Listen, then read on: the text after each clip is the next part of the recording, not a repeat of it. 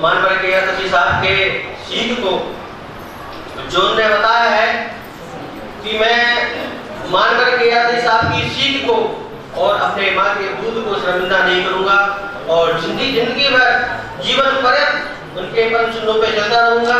इन्हीं शब्दों पर जय भीम जय भारत। कभी सोते हुए नहीं देखा कि घर पर सोते हुए मिले। अगर हम लोग के साथ में नहीं है तो दूसरे लोगों को साथ में ले लिया, वो नहीं है तो किसी और को साथ में ले लिया और हर समाज हर वर्ग के लोगों के साथ में उन्हें सामंजस्य स्थापित किया। वो बाबा साहब की विचारधारा जो है घर घर तक पहुंचाए, इसलिए कि उनके दिमाग में ऐसा मतलब जुनून था कि नहीं हमें कुछ करके दिखाना। तो वो इतना ही नहीं कि झांसी नहीं, झांसी के आसपास में बुंदेलखंड में इतने चर्चित रहे कि मैं क्या बयान करूँगा। मैं भी उनकी कुछ समय तक उनके समय रहा, जब तक कि वामसेन का कार्यक्रम किया तो मैं उनके यहाँ 7 बजे पहुँच जाता था, साइकिल थी मेरे पास और 7 बजे से 9 बजे तक हम लोग दूसरे अधिकारी कर्मचारियों से संपर्क करते थे। फिर बाद में वो अपने ड्यूटी जाते थे, हम अपनी ड्यूटी जाते थे। शाम को राइट पर सभी लोग बैठ जाते थे, 4, 5, 6 लोग जितने हो गए, अपना अपना नाश्ता पानी किया और फिर जाके कर्मचारी अधिकारी जिनसे संपर्क करना था तो घर घर जाकर के बाबा साहब की विचारधारा को हम लोग फैलाते थे। और ऐसा कोई दिन नहीं था जो रात को 11 बजे के पहले घर पहुंचे। तो ऐसी उनकी एक विचारधारा थी और इस तरह का उनके अंदर एक दृढ़ संकल्प था कि मुझे बाबा साहब की विचारधारा को जन जन तक पहुंचाना है और इसको कोई भूल नहीं सकता उनको। तो मैं उनकी इस तरह की कार्यशैली को देखा। आज मुझे झांसी भर में कहीं ऐसा उनकी कार्यशैली काम करने की क्षमता किसी में नहीं दिख रही।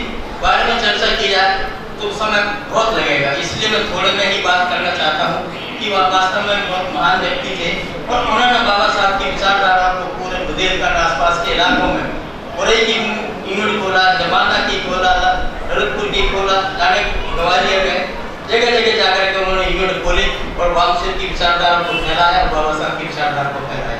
ऐसे महान पुरुष को मैं नमन करता हूँ। अब कबीर साहब जो के बारे में क्या कहना, उनको एक एक दोहा चौपाई तो इतनी अमूल्य है। जैसे कहते हैं प्रवचन, तो प्रवचन नहीं प्रिवचन। तो उनके जो प्रिवचन थे, एक एक चीज को देखिए, समाजवादी व्यवस्था उनकी सोच थी। साहेब इतना दीजिए जितना सूख सका, तो मतलब धन जोड़ने की उनकी तमन्ना है, उतना ही चाहिए। उन्होंने अपने बेटे से कहा, कबीर कहे कमाल से 2 बातें लिख ले, साहेब को कर बंदगी, भूखे को कुछ दे। इस तरह की उनकी मानवतावादी विचारधारा की इतनी सोच थी उनकी।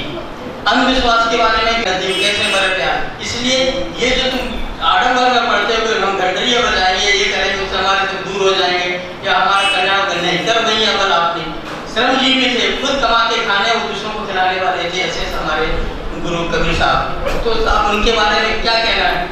जहाँ तक कुछ लोग कहते हैं कि कबीर साहब अवतरित हुए, अगर वो कबीर साहब अवतरित हुए होते तो वो कभी ये नहीं कहते कि 10 अवतार निरंजन कहिए सुख अपना ना कोई, कि 10-10 अवतार हो गए हैं। तो उन्होंने इसको कहा कि इतने अवतार हो गए, इससे अवतार महापुरुष हो गए, लेकिन हम गरीबों के लिए, हम दीन दुखियों के लिए कौन था? तो उन्होंने कहा कि 10 अवतार निरंजन कहिए सुख अपना ना कोई।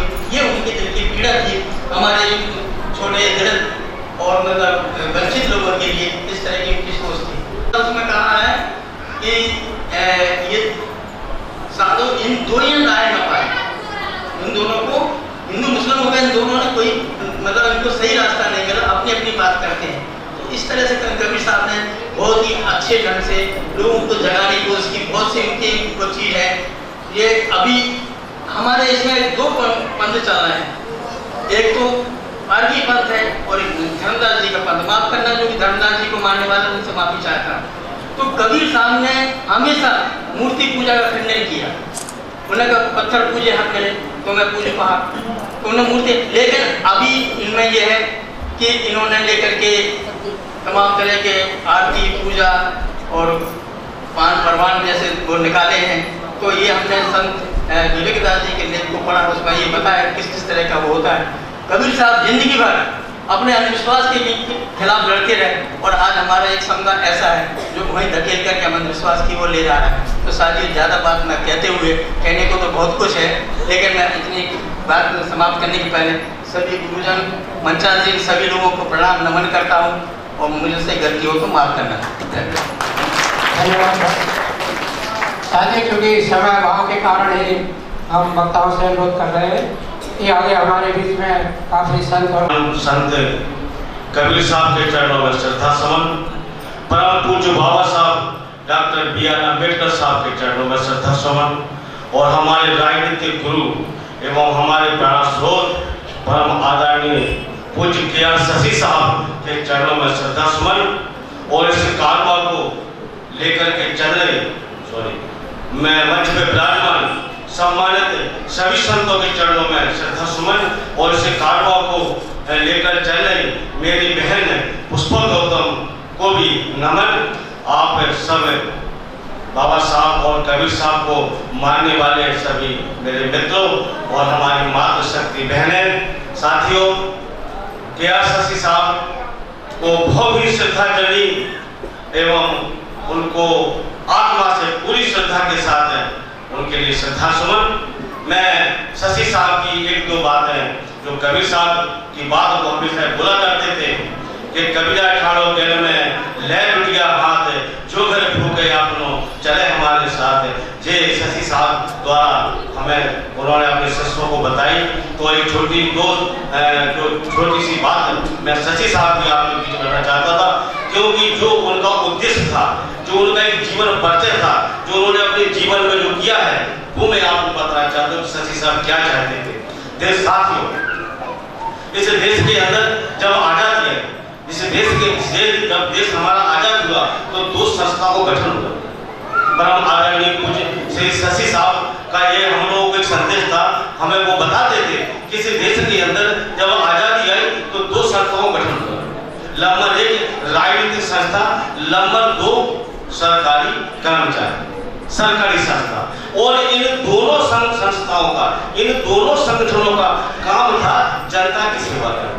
जैसे कि एक प्रधान से लेके प्रधानमंत्री तक जनता की सेवा करें, जनता का नौकर बनकर काम करें, जनता की पूरी सेवा करें, एक प्रधान से लेकर प्रधानमंत्री तक। जो मान लो शशि साहब के विचार थे, कोई एमएलए हो, कोई एमपी हो, कोई मंत्री हो, कुछ नहीं है, केवल ये जनता के नौकर है, जनता की सेवा करें। इन्हें जनता का ईमानदारी से काम करना चाहिए। और यदि जो जनता का ईमानदारी से काम नहीं करते हैं, यदि जो जनता की कसौटी पर खड़े नहीं उतरते हैं, तो जनता का एक दांत बन जाता है कि इन्हें कान पकड़ के नहीं, इन्हें बुरी से बुरी सजा दे करके इन्हें भाग करें और दूसरे लोगों को ले आए।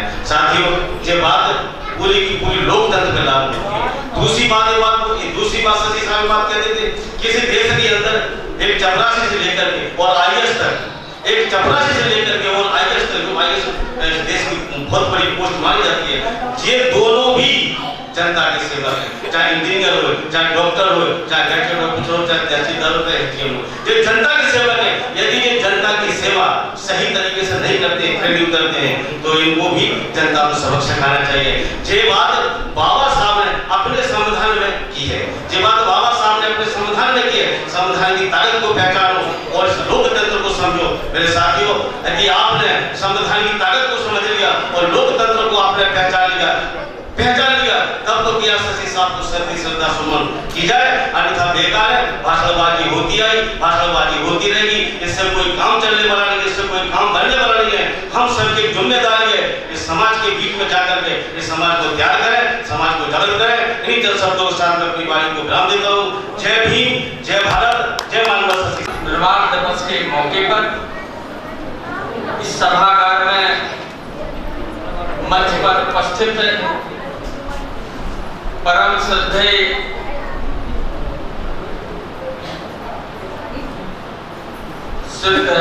संत महात्मा जी, विद्वान वक्ता जी और इस प्रोग्राम में दूर दराज से आई हुई हमारी माताएं, बहनें, बच्चों,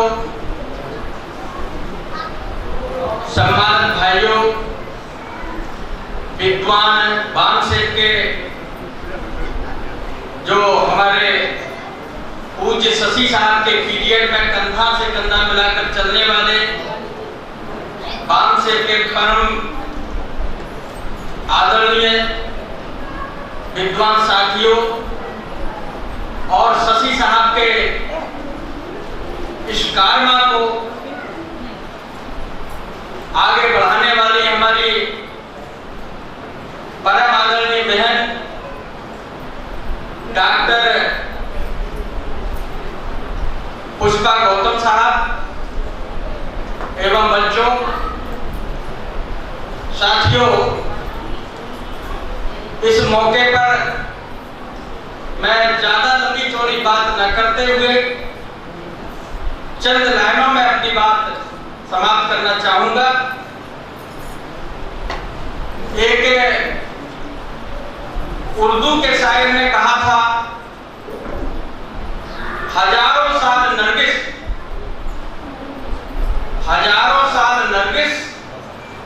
अपनी बेनूरी पे रोता है। हजारों साल नरगिस क्या है? नरगिस एक पेड़ का नाम है और उस पेड़ में हजारों साल के बाद एक पुष्प निकलता है। तो शायर ने कहा है, हजारों साल नरगिस अपनी बेनूरी पे रोता है और बड़ी मुश्किल से होता है चमन में दीदार करना। हजारों साल के बाद एक मसीहा जब देश के अंदर, पृथ्वी के अंदर अन्याय अत्याचार होता है, अमानवीयता होती है, तब कोई ऐसा व्यक्ति, ऐसा महापुरुष पैदा होता है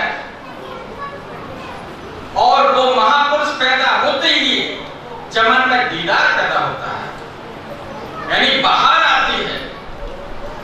तो ऐसे थे हमारे परम श्रद्धेय मानवर किया शशि साहब और उन्होंने इस बुंदेलखंड में अर्थ जगाई थी। मूक नायक थे, दबे कुचले इंसान को इंसानियत का पाठ पढ़ाया था और उनको इस बुंदेलखंड में ही नहीं, पूरे इंडिया के अंदर बुंदेलखंड के कांशीराम के नाम से जाना जाता था। मैं आपको 1992 की घटना बताना चाहूंगा, जिस वक्त मुझे कुछ हमारे सिरखरे लोगों ने बहुजन समाज पार्टी से बात कीजिए, हम किसी पार्टी विशेष की बात नहीं, ना किसी से जोड़ने की बात कर रहा हूं, लेकिन एक घटना हमारे सामने आई और वो भी हमारे ऊपर की थी। तो उस घटना को मैं आप लोगों के बीच में रखना चाह रहा हूं। 1992 26 सितंबर 1992 की घटना है और झांसी के विपिन बिहारी डिग्री कॉलेज में एक प्रोग्राम था, बीएसपी का प्रोग्राम था। उसमें मानवर कांशीराम जी संबोधन के लिए आए थे। प्रोग्राम के बाद रेलवे स्टेशन झांसी में वेटिंग रूम में एक ट्रेन का इंतजार कर रहे थे, क्योंकि कांशीराम साहब को जाना था नासिक। उस पीरियड में मेरी ऐसी इच्छा थी कि मैं कांशीराम साहब से अपने दर्द को बयां करूं और मैं बड़ा कौतूहल में था, बड़े प्रयास में था कि किसी तरह से मैं कांशीराम जी तक पहुंचूं। लेकिन हमारे बीच में मिस्टर रामाधीन जी आ गए, क्योंकि उस समय जो है उनका बड़ा बोलबाला हो गया था और वो गिने चुने लोगों को मिलने दिया करते थे। लेकिन चूंकि हमारे पीछे एक ऐसी शख्सियत थी कि मुझे मिलने से रोक नहीं पाए। वो बहुत सारे लोग उनके रामाधीन जी के चेहरे चपाटे लगे रहे, लेकिन मुझे मिलने से नहीं रोक पाए। उसके पीछे हमारे ऊपर आशीर्वाद था माननीय शशि साहब और उन्हें मालूम था कि रामसिया प्रजापति कांशीराम साहब से मिलना चाहता है और वो मेरे पीछे थे। इतनी जोर से धक्का मारा कि हम सीधे कांशीराम साहब के पास पहुंचे और गिरते गिरते हुए मुझ पर बैठे और जैसे ही उनके वहां पहुंचे तो अपनी बात को रखा और रखने के बाद तब हमें शांति मिली। तो साथियों, उनके अंदर वो ताकत थी, उस ताकत से अच्छे अच्छे लोगों को उन्होंने फौलादी बनाया। तो साथियों, वो थे और उनका ऐसा नजरिया था कि वो कहते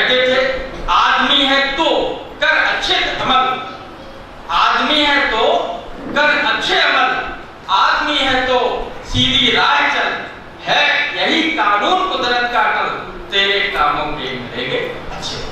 साथियों, मैं ज्यादा लंबी चौड़ी बात न करते हुए इन्हीं बातों के साथ मैं सबसे आज श्रद्धांजलि सभा में मानवर प्यार सती साहब को अपने श्रद्धा समर्पण करते हुए और आज द्वितीय निर्माण दिवस पर मैं इस सभा में आप लोगों को खड़ा है क्योंकि मैं 40 साल प्यार सती साहब के साथ रहा और हर परिस्थितियों में हर चीज में किसी बंदा मिला के मैं 86 की पुरानी में वो जानते में हमको अधिकांश पता है पहले तो उनसे उनके बारे में कहा है एक चीज सकते वो कितने स्वाभिमानी आदमी थे, स्वाभिमान के आगे वो किसी भी धन दौलत उसको नहीं छोड़ते थे।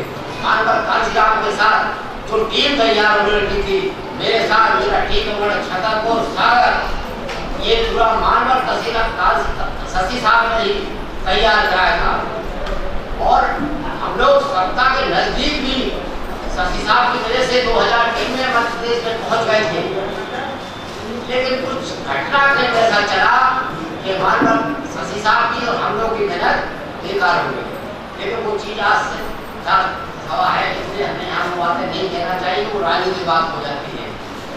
और मैं आप सभी से एक प्रार्थना करता हूँ, ये सच्ची श्रद्धांजलि उनको होगी कि उनके विचारों पर चले, हमको एक दूसरे को नीचा दिखा के एक दूसरे को गिरा के ये शशि साहब का कभी उद्देश्य नहीं रहा। आप अपना काम करिए, आगे बढ़िए और जो आगे निकले निकाले तो उसको। लेकिन अब आजकल का जो समय है, आज जो परिस्थितियाँ हैं, आज आदमी अपने स्वार्थ पर दूसरे के स्वार्थ बने।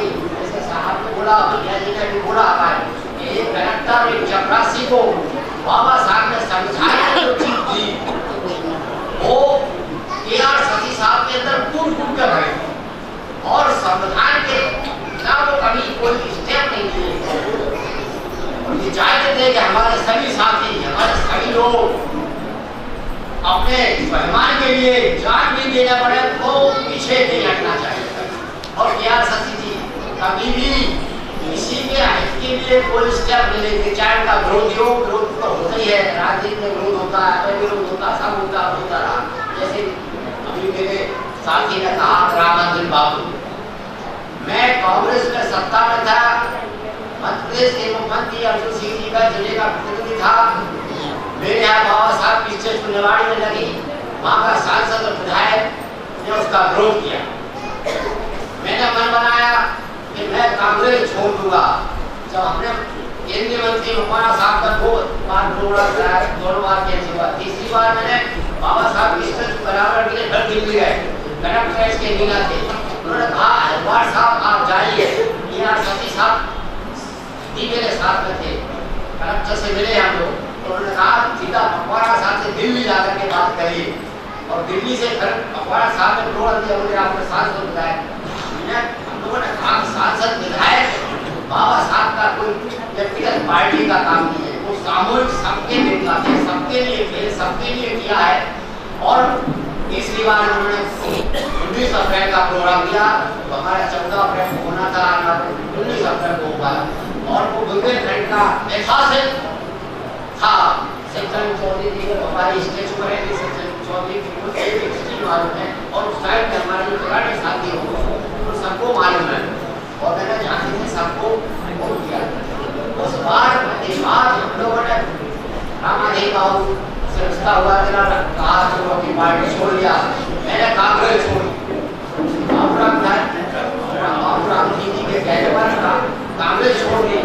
कांग्रेस के बाद बीएसपी का गठन हम लोगों ने किया और केआर शशि साहब का मेरे साथ पूर्ण सहयोग रहा। दिनों रातों उनके पास एक इलेक्ट्रिक रहती थी, 4 व्हीलर नहीं थी, 4 व्हीलर नहीं से जाते थे और वो इलेक्ट्रिक से जाते थे। हम लोग पहले हम लोग साइकिल से जाते थे। बुंदेलखंड में जो केआर शशि जी ने बीएसपी की था या बीएसपी को फायर की वो मुख्यमंत्री बनाने का मौका मिला, लेकिन मुख्यमंत्री के बनने के बाद हमारे प्रदेश के लोगों का जो होना चाहिए था वो आज केआर शशि जी की आत्मा में क्लेश रही है। उठा रही है। और वो केस क्यों रही है? तो जिस तरह से वो चाहते थे यहाँ पर काशीराम सर का उद्देश्य था कि मुझे सत्ता नहीं, मुझे परिवर्तन की लड़ाई चाहिए, मुझे परिवर्तन चाहिए। इस देश के में हम परिवर्तन चाहते हैं। तो सदियों से हमारे लोग गुलाम रहे हैं, सदियों से जो संविधान में मनुस्मृति के हिसाब से संविधान चलता था, अब बाबा साहब के लिखे हुए संविधान से हमें चलना है। तो हमको इस संविधान के तहत पूरे लोग को जो हक मिला है, अधिकार है, आज भी हम लोग गुलाम हैं।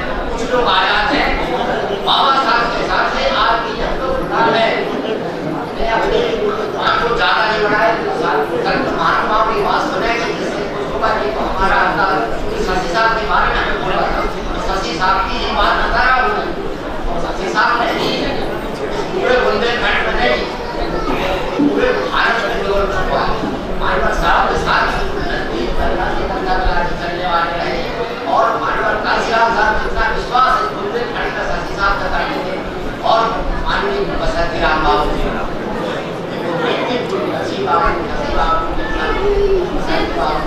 और बड़ी टीम थी, और भी हमारे साथ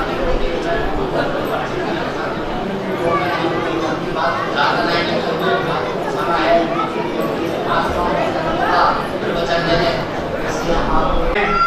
मैं सभी से निवेदन करता हूँ कि वो अपने श्रद्धांजलि सुमन आकर के अर्पित करें। और दयाराम धानी जी जो कि अभी हमारे बीच में पधारे हैं, मैं उनसे अनुरोध करूँगा कि वो भी आकर के मानवर KR शशि जी के श्रद्धांजलि के रूप में अपने 2 शब्द रखें। बहुजन समाज पार्टी और उससे पहले बामसेर DS गोल संस्थापक, जिनकी आज द्वितीय पुण्यतिथि हम लोग मना रहे हैं, मानवर KR शशि साहब को भावभीनी श्रद्धांजलि अर्पित करने के साथ साथ, क्योंकि वक्त का अभाव है, यहाँ मंच पर आसीन सभी हमारे धर्मगुरु, इस कार्यक्रम की आयोजिका मैडम पुष्पा गौतम जी, सभी हमारी माताओं बहनों भाइयों साथियों, आज